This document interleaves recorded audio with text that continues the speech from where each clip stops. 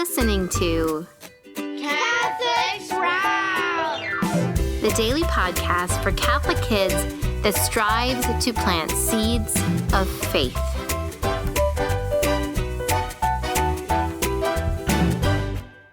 Greetings, young Squire Sprouts. Today is the 29th day in the third month in the year of our Lord 2025. My name is Sir Rolland Paterlot, and you're listening to Saturdays with Sir Rolland on Catholic Sprouts, where every Saturday we discuss the art of dragon slaying. Today we continue the greatest story ever told, the story of salvation history. In this series, we are spotlighting certain characters of the story who were attacked by each of the 7 dragons. In the first session, we discussed the fall of Adam and Eve when they were tempted by the red dragon of pride. In the second session, we discussed how Cain was tempted and wounded by the orange dragon of envy, which led to the blue dragon of wrath convincing him to kill his own brother Abel.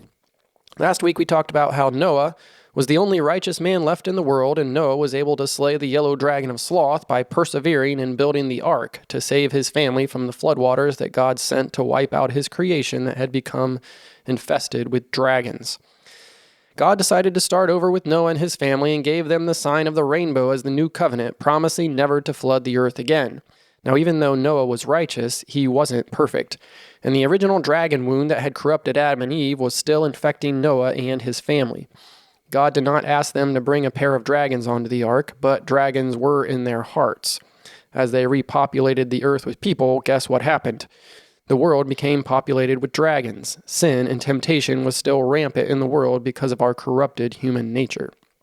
God started with a covenant with one man, and that didn't work. And then there was one couple, and that didn't work. And then there was one holy family, but ultimately that didn't work.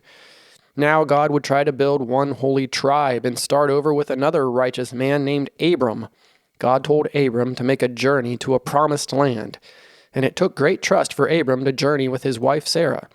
Eventually, God would change Abram's name to Abraham, which means the father of many nations, and God promised Abraham that he would have descendants as numerous as the stars. But Abraham would need to learn to slay the yellow dragon of sloth and persevere to the end, for patience would be key in this plan.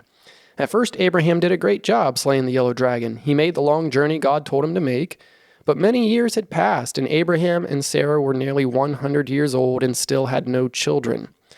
God's promise seemed not only unlikely, but impossible. So Abraham and Sarah faltered and tried to take matters into their own hands, not trusting in God's plan. They tried to start a new generation of people through another woman. But God insisted that Abraham and Sarah would have a child of their own, and eventually that miracle child arrived. They called him Isaac, which means laughter. They called him Isaac because when God originally told them that they would have a child of their own, Sarah laughed at God's plan because it was so crazy and far-fetched. But God always has the last laugh, and Isaac would be their heir. Now here's where the story gets really interesting. Remember the dragon's original temptation? Remember the root of all dragon wounds? Fear. The dragons don't want us to trust God. God is our Father, and over in the story he tells us not to be afraid. He tells us to trust him. But we struggle with trust. If Abraham wanted to be truly righteous, if he wanted God to work through him and make God's plan come to fruition, then he would need to learn to trust him.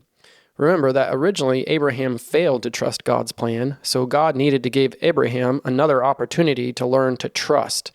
So when Isaac was probably a teenager, God asked Abraham to do something unthinkable. He asked Abraham to take his son Isaac, his only son whom he deeply loved, on a 3-day journey to the land of Moriah, and then offer Isaac as a living sacrifice. So let me make this clear. After God promised Abraham he would be the father of many nations, and then Abraham waited almost 100 years, Isaac was finally born, and then God asked Abraham to sacrifice Isaac? Well, I'm sure you know the story. Abraham was determined to never doubt God's plan ever again.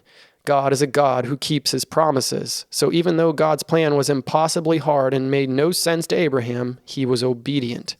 Abraham knew God's promise of having many descendants would come true. So he figured that even if he were to sacrifice his only son, God would raise him up again. Isaac, for his part, also trusted God and willingly submitted. So just as Abraham was about to kill his own son, God stopped him and offered instead a ram who was caught in the thorns of a nearby bush. God himself ended up providing the sacrifice and promised Abraham that because he trusted him, the plan would come to fruition. This kind of trust, my young slayers, is how we slay the green dragon of greed, Argyros. The green dragon of greed wants us to grasp for all kinds of stuff: wealth, power, honor, pleasure, toys, gadgets, comfort, things we really like.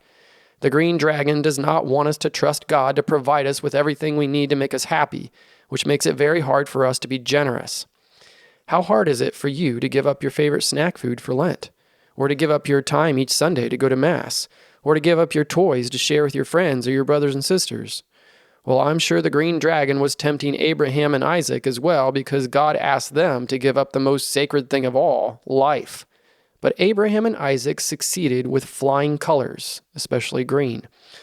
Lent is a time to slay Argyros, the green dragon of greed. It's a time to give something up or donate something we have to someone else. It's a great time to learn to trust God like Abraham and Isaac did. God is never outdone in generosity. So if you're challenged this week, I want you to reflect on this story of the little girl who really wanted to buy a pearl necklace from the dime store. Her parents made her earn the $3 it took to buy the necklace, so she did some extra chores and earned the money. She bought the necklace, and she loved it dearly. One night, after bedtime prayers, her daddy asked her if she loved him. The little girl replied, "Well, yes, Daddy, you know I love you more than anything." Then her daddy asked, "Can I have your pearl necklace?" The little girl looked sad and said, "Oh, Daddy, not my necklace, but you can have my stuffed bear." "That's okay," the daddy replied. "I love you. Good night." Now, this happened every night for several nights, where the daddy would ask for the necklace, and she would offer a different toy. Finally, one night, when the daddy came in to tuck her into bed, he found her crying. "What's wrong?" he asked. With tears running down her cheeks and her little hand quivering, she held out her hand and opened it. "Here's my necklace, Daddy. I really love it, but I love you more." Then her daddy took out a beautifully genuine, real pearl necklace and placed it around her neck. You see, God's plan is always better than ours. God's gifts are always better than our possessions. What are you holding on to? What are you refusing to give God in your life? Slay the green dragon and be extraordinarily generous with your life. God is never outdone in generosity. And until next week, I'll leave you under the protection of St. Michael the Great Archangel, St. Joseph the Terror of Dragons, and Mary, Queen of the Angels, Our Lady of Grace, and the woman whose seed crushed the head of the dragon.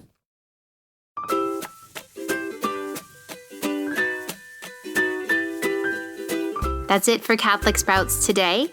We'll be back tomorrow, but until then, continue to grow in your faith and truly sprout into the beautiful creation that God created you to be.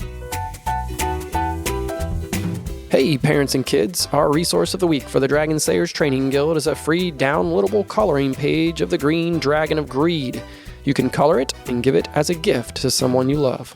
If you're not in our training guild, please register for free at extraordinarymission.com/dragonslayers.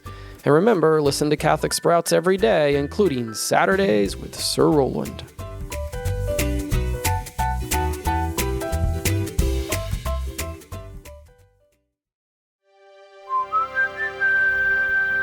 This podcast is part of the Spoke Street Network. For more great podcasts, visit spokestreet.com.